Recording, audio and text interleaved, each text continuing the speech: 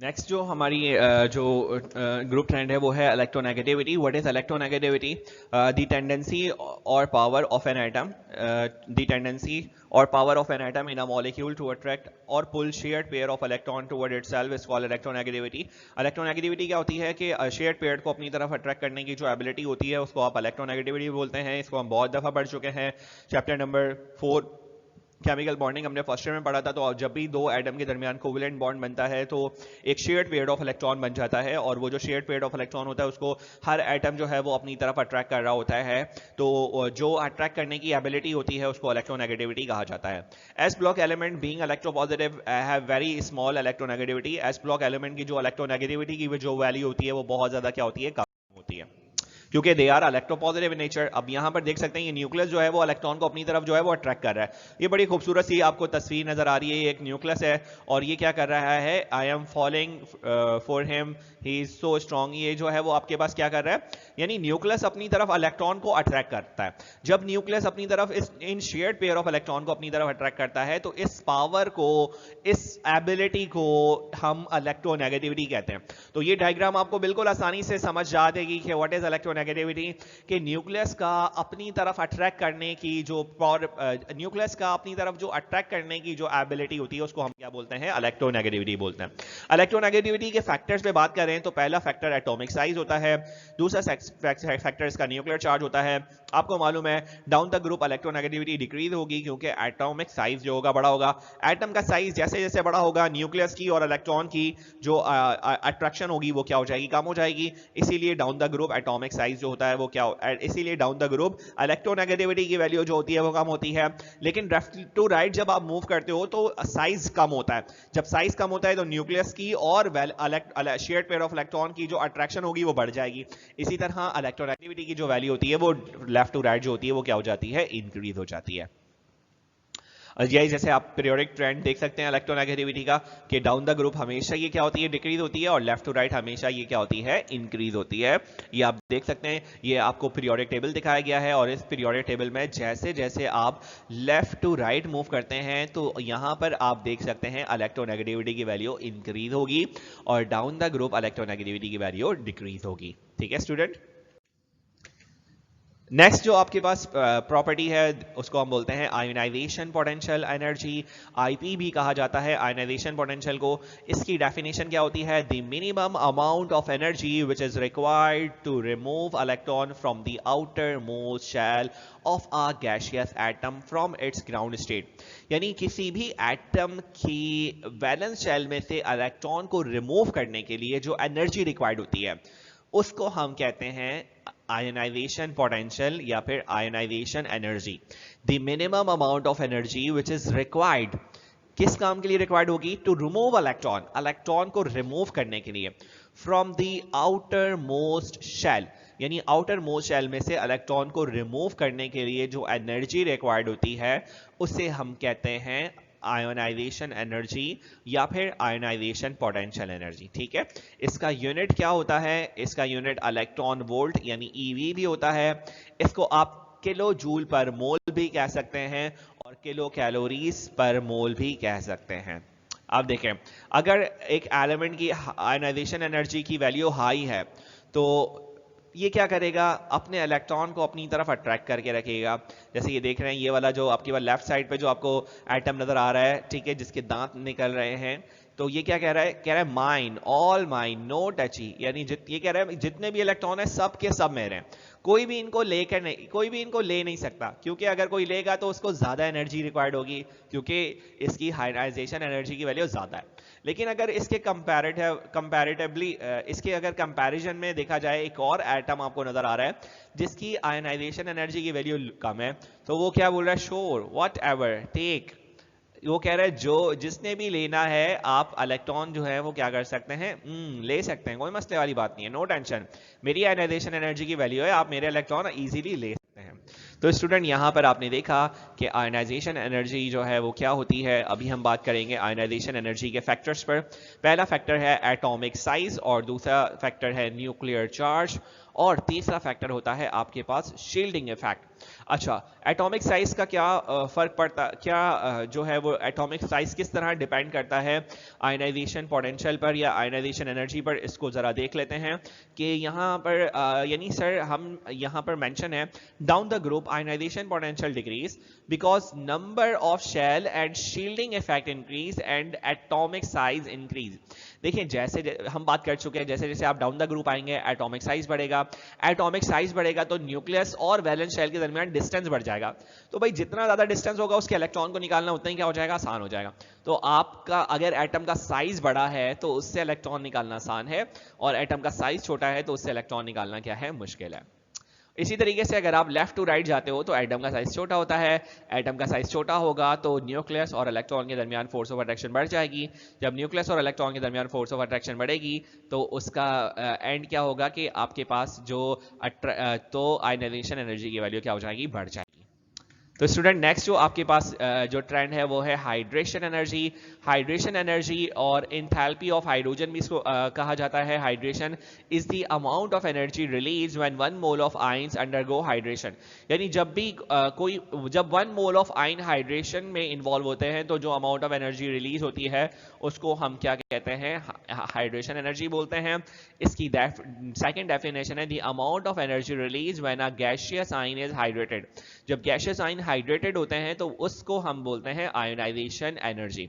Hydration energy, hydration energy का unit होता है किलो जूल पर मोल। हाइड्रेशन एनर्जी क्या होती है, देखिए कोई भी एटम जब भी यानी होता यह है कि जब भी किसी भी आप जब भी किसी भी सॉल्ट को मिसाल के तौर पर आप डिसॉल्व करते हो तो कोई भी चीज वाटर में तब कैसे डिसॉल्व होती है, देखें डिसॉल्व इस तरह से होती है कि आपके पास जो वाटर के मॉलिक्यूल होते हैं वो उस आयन को सराउंड कर लेते हैं। यानी जैसे ही आपके पास आपको मालूम है वाटर के जो मॉलिक्यूल होते हैं उनमें H भी होता है, OH भी होता है। H जो होता है वो पॉजिटिव होता है, OH जो होता है वो क्या होता है, नेगेटिव होता है। तो अगर कोई कैटाइन आ गया, जैसे मिसाल के तौर पर ये सोडियम है, सोडियम को सारे के सारे जो है सोडियम पॉजिटिव है तो इसको सारे के सारे ऑक्सीजन ने क्या कर लिया, सराउंड कर लिया। तो इसको यानी वाटर के मॉलिक्यूल का किसी भी आयन को सराउंड करने के प्रोसेस को हम क्या बोलते हैं, हाइड्रेशन बोलते हैं। तो इस हाइड्रेशन के रिजल्ट में जो आयन जो होता है वो अमाउंट ऑफ एनर्जी रिलीज करता है उसको हाइड्रेशन एनर्जी बोलते हैं। हाइड्रेशन एनर्जी के क्या क्या फैक्टर हैं, पहला heat of hydration is directly depend upon charge density. ये चार्ज डेंसिटी पर डिपेंड करता है। Charge over size ratio is known as charge density. अब ये चार्ज डेंसिटी क्या होती है, यानी चार्ज टू साइज रेशो। जब भी किसी भी आयन के चार्ज को उसके साइज से डिवाइड करवाया जाएगा तो इस रेशो को हम चार्ज डेंसिटी कहते हैं। The smaller the size of the ion the greater will be the charge density. जितना ज्यादा आयन का चार्ज जो होगा, आयन का साइज छोटा होगा उसकी चार्ज डेंसिटी उतनी ही क्या होगी, ज्यादा होगी। And greater will be ability to hydrate itself, और उतना ही ज्यादा वो क्या करेगा, अपने आप को हाइड्रेट करेगा। अच्छा, अब ये जो हाइड्रेशन एनर्जी होती है लेफ्ट टू राइट जो होती है वो इंक्रीज होती है और टॉप टू बॉटम जो होती है वो क्या होती है, डिक्रीज होती है। जैसे आप देख सकते हैं कि ये लिथियम, सोडियम, पोटेशियम, रुबिडियम और सीरियम है, इनका ionic radius down the group increase होता है लेकिन इनकी इंथैल्पी जो होती है वो क्या हो जाती है, डिक्रीज हो जाती है। क्योंकि इंथैल्पी जो है यानी इंथैल्पी ऑफ हाइड्रोजन या हीट ऑफ हाइड्रोजन जो है वो सर साइज पर डिपेंड करती है। तो आयन का साइज जितना ज्यादा छोटा होगा उतनी ज्यादा उसकी क्या होगी, हीट ऑफ हाइड्रेशन होगी या फिर एंथैल्पी ऑफ हाइड्रेशन होगी। नेक्स्ट जो हमारा जो ट्रेंड है वो इलेक्ट्रोड पोटेंशियल कहलाता है। एज सच ये इंपॉर्टेंट नहीं है, इसको हम डिस्कस कर लेते हैं। इलेक्ट्रोड पोटेंशियल क्या होता है, the difference of potential created when a metal electrode is in contact with its solution is known as electrode potential. Electrode potential क्या होता है, the difference of potential created when a metal electrode is in contact with its solution. जब भी किसी भी metal के electrode को उसके सॉल्यूशन में डिप किया जाता है तो उसके ऊपर जो डिफरेंस क्रिएट होता है पोटेंशियल का, उसको हम इलेक्ट्रोड पोटेंशियल बोलते हैं।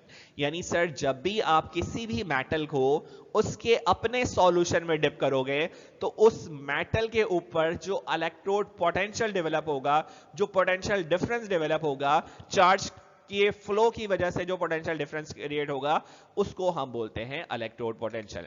अब इलेक्ट्रोड पोटेंशियल की दूसरी डेफिनेशन क्या होती है? इसे हम यूं भी कह सकते हैं एबिलिटी टू लूज और गेन इलेक्ट्रॉन। किसी भी मेटल का इलेक्ट्रॉन गेन या इलेक्ट्रॉन लूज करने की जो एबिलिटी होती है उसे हम बोलते हैं इलेक्ट्रोड पोटेंशियल। इसका यूनिट होता है वोल्ट, ठीक है। Now next is alkali metals are powerful reducing agent. Why? ये कह रहे हैं कि अल्कली मेटल्स जो होते हैं वो पावरफुल रिड्यूसिंग एजेंट होते हैं। क्यों पावरफुल रिड्यूसिंग एजेंट होते हैं? क्योंकि alkali metals are powerful reducing agent due to their low ionisation enthalpy and large size is evident from their high negative aqueous electrode potential. यानी सर जो आपके पास अल्कली मेटल है, alkali metals are powerful reducing agent. यानी reducing agent का मतलब ये है जो दूसरे को रिड्यूस करवाए, यानी खुद तो वो ऑक्सीडाइज हो जाए, यानी खुद वो अपना इलेक्ट्रॉन लूज कर दे लेकिन सामने वाला इलेक्ट्रॉन क्या कर दे? गेन कर दे। तो alkali metals due to their low ionisation enthalpy, इनकी आयोनाइजेशन एंथैल्पी की वैल्यू कम होती है, यानी इनका इलेक्ट्रॉन लूज करना बड़ा आसान होता है, और एट लार्ज साइज, और इनका साइज बड़ा होता है, which is evident, जिसकी वजह से from their high negative aqueous electrode potential, इसका जो aqueous potential होता है वो उतना ही ज्यादा नेगेटिव होता है। तो जितना ज्यादा इलेक्ट्रोड पोटेंशियल नेगेटिव होगा इसका मतलब वो उतना ही ज्यादा रिड्यूसिंग एजेंट होगा। तो भाई रिड्यूसिंग एजेंट का मतलब ये है जो सेल्फ ऑक्सीडाइज हो जाए। सेल्फ ऑक्सीडाइज का मतलब ये है जो अपना इलेक्ट्रॉन इजीली लूज करते हैं। तो आपके पास अल्कली मेटल्स का जो आपके पास साइज है वो बड़ा होता है, पूरे पीरियोडिक टेबल में सबसे बड़ा साइज अल्कली मेटल्स का होता है। अल्कली मेटल का साइज बड़ा है, साइज के बड़े होने की वजह से अल्कली मेटल्स का अगर साइज बड़ा है तो साइज के बड़े होने की वजह से क्या होगा? यानी सर अगर साइज इसका बड़ा है तो साइज के बड़े होने की वजह से ये क्या करेगा?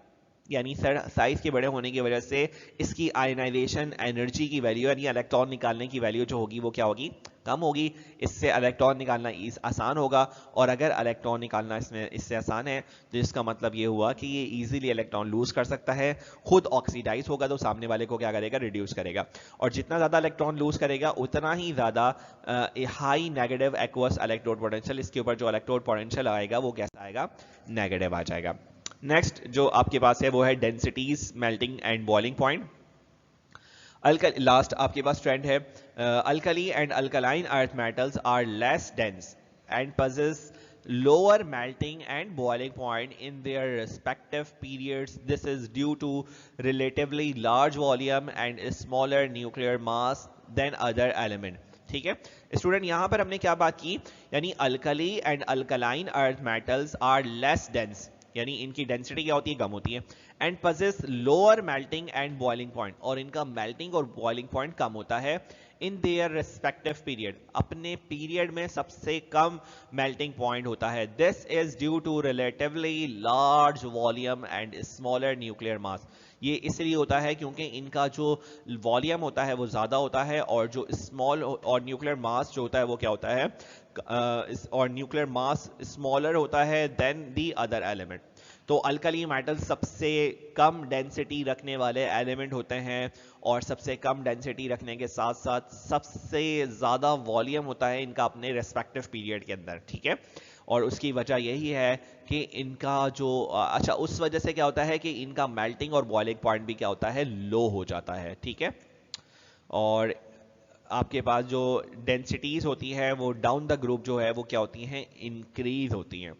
Densities, melting and boiling point down the group increase down the group.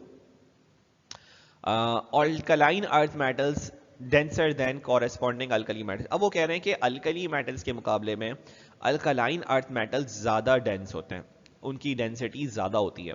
अब क्यों ज्यादा होती है? हमें इस बात का, तो डेंसिटी का फॉर्मूला होता है मास अपॉन वॉल्यूम। ठीक है, तो वॉल्यूम जितना ज्यादा होगा डेंसिटी उतनी कम होगी, ठीक है, और वॉल्यूम जितना कम होगा डेंसिटी उतनी ही क्या होगी, ज़्यादा होगी।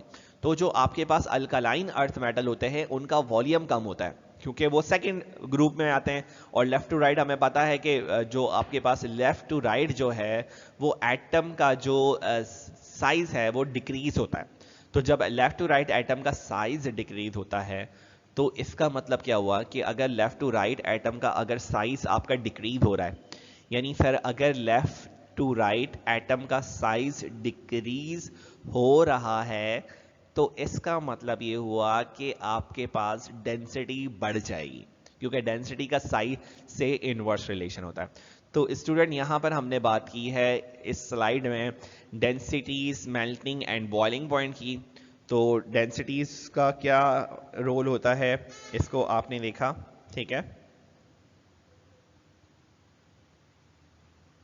कि डाउन द ग्रुप जो है आपने देखा कि अल्कली और alkaline earth metals are less dense और and possess lower melting and boiling point in their respective period. This is due to relatively large volume and smaller nuclear mass than other element. और ये जो values होती हैं वो increase होती हैं down the group, ठीक है, क्योंकि डाउन द ग्रुप मास आपका बढ़ेगा, जैसे जैसे मास बढ़ेगा तो आपकी डेंसिटी भी बढ़ जाएगी और जैसे जैसे डेंसिटी आपकी बढ़ेगी वैसे वैसे मेल्टिंग एंड बॉइलिंग पॉइंट भी क्या हो जाएगा, बढ़ जाएगा। Alkaline earth metal less denser then corresponding alkali metal. Alkaline earth metal alkali metal के मुकाबले में ज़्यादा क्या होते हैं, डेंस होते हैं। उसकी वजह यह है कि क्योंकि इनका साइज कम होता है और साइज का जो डेंसिटी से इनवर्स रिलेशन होता है। तो यहाँ पर हमारा ये लेक्चर जो है वो क्या होता है, वाइंड अप होता है। अपना बहुत सारा ख्याल रखिएगा। अपने टीचर मसूद शाह को इजाज़त दीजिए। अल्लाह हाफ़िज़।